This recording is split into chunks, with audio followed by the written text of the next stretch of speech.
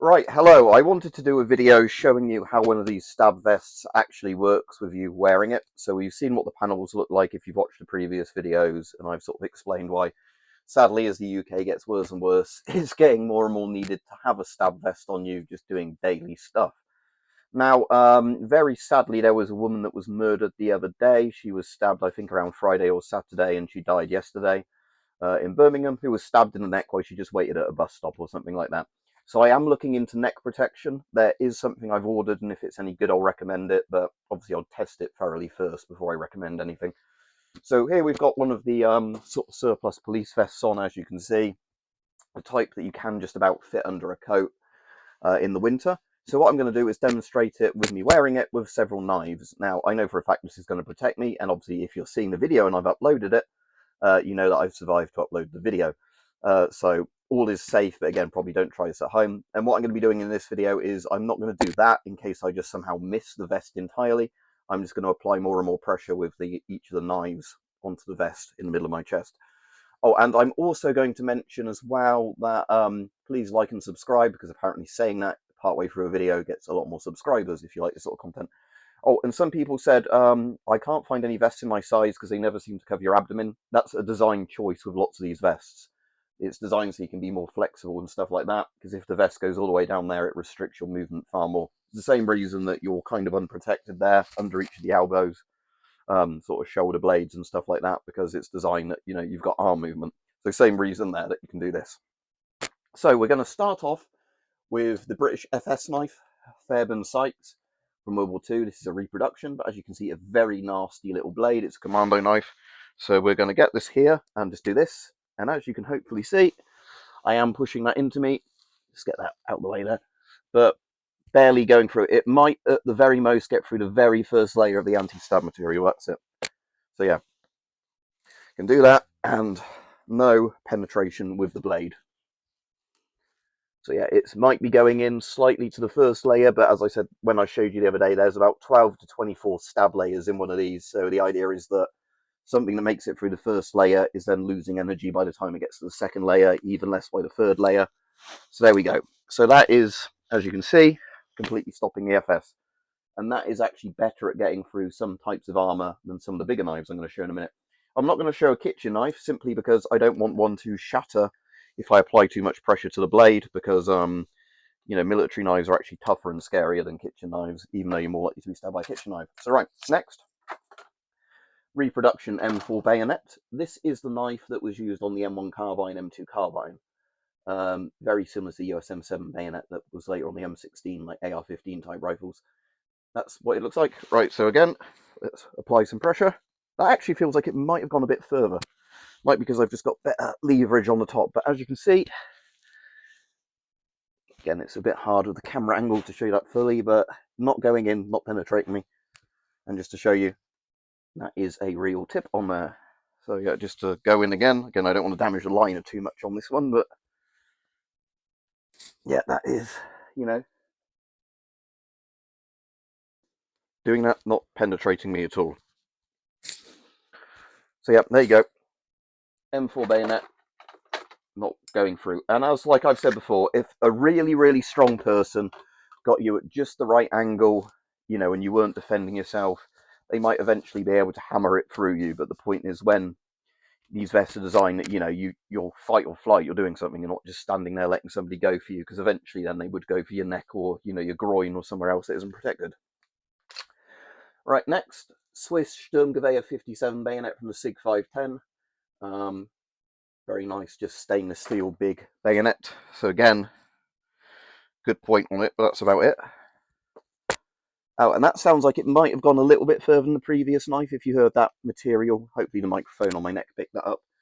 But the kind of stab material making a bit of a noise there. But as you can see,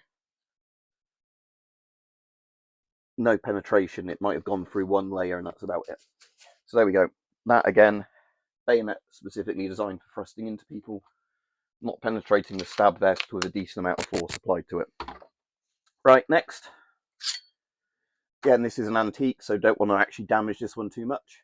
But a Lee Enfield 1907 sword bayonet, 1907 pattern bayonet, literally a short sword. And again, that will actually protect you from slashing attacks as well, these vests. But anyway, let's do this look. And again, we've got that noise of it probably penetrating one layer of the vest, but as you can see, it even lean against the wall there a bit, look. And yeah, even leaning against the wall, it's not really making it any further in. So there you go. Scary blade. Would not want somebody to come at me with one of these, but like any other knife really, but not penetrating the vest with just a decent amount of force applied to it. Right, last thing to test it with.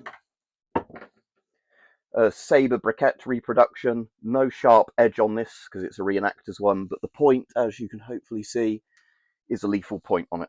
So this is the French lightsaber from the Napoleonic Wars, and as you can see there, again, I can feel the pressure on my chest, which isn't very pleasant. That might leave a bruise, but it's not going through the vest.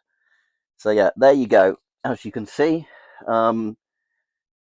these stab vests work very, very well. Like I said, if somebody had a really, really sharp spike, they were very strong, got you just at the right angle. There's a chance of these lower rated ones, the more concealable vests, they can penetrate. But for a frenzied knife attack or whatever, nobody's getting through one of these.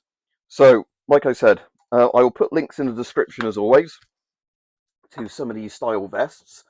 Now, the problem is that because these are really selling out at the moment in the UK, because of, you know, the situation we're currently in, a lot of the things I've already linked have sold out or are now only in sizes that aren't going to fit most people. So with all the videos I've done on stab vests, I'm probably going to have to go back and find, you know, even more things to do as affiliate links of ones that might be in, you know, good sizes and good prices. As a general rule, don't spend less than £40 on a second-hand one, because once you go over the £40 mark, at least historically, that was when you tended to get the ones that were in good condition that hadn't been, like, you know, used and abused too much. So the vest was, you know, essentially second-hand like new or very good second-hand condition. And that way you also tended to filter out all of the ones that didn't have liners in and things like that, because part of the problem, if you know, you need to read the description really carefully, because sometimes when you buy these sort of vests, it's the outer shell of the vest without the armor plates inside or whatever. And obviously for something like this to be effective, you need it to have the armored plate inside, you know, the actual stab material, the stab and, you know, they're normally handgun one, knife resistant one rating in the UK for the police vests is like the minimum, and obviously that is what you need for it to actually do anything to protect you. So there you go. Again, please like and subscribe if you found this useful. Like I said, I am going to get a neck protector coming that we'll do some videos on when that arrives, but that might be a couple of weeks because all the UK retailers either had ones that were completely sold out at the moment, or you know, were like a lot of money for something that didn't look very good, or ones that were cheap but I don't think would protect you from absolutely anything. You know, they were the ones that were designed, I think, more to protect you from a bit of sharp metal flying up if you were like cutting something, you know, and then the bit of metal shrapnel goes like that into your neck, as opposed to somebody frenziedly stabbing you in the neck. The ones I'm looking at are ones that are actually advertised as stab proof, you know, like slash proof, you know, like neck guard police style ones. I think the one I've got coming actually gives you a little test bit of material. So they give you the proper Velcro up neck protector, but there's also a little cut of the fabric that's designed so, you know, if you want to do stab and slash tests on it without damaging your main neck guard, you can do that to build confidence in the thing. So that'll be really good for demonstrating. So when it arrives, hopefully today, and then I can do some videos on it later this week, I've got a proper ice pick coming and a mallet. And why I want one of those is to test these sort of panels for spike resistance, because this particular one, for example, isn't rated against spikes. It's only rated against knives. And say an ice pick with a hammer behind it should penetrate one of these. So I want to test that in a video.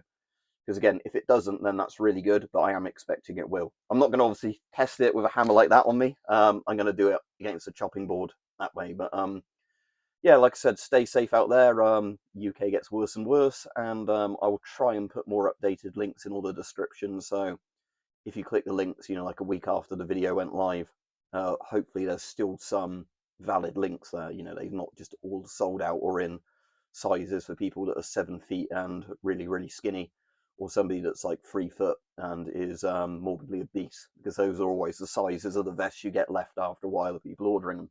Anyway, there you go. Hopefully you found that useful.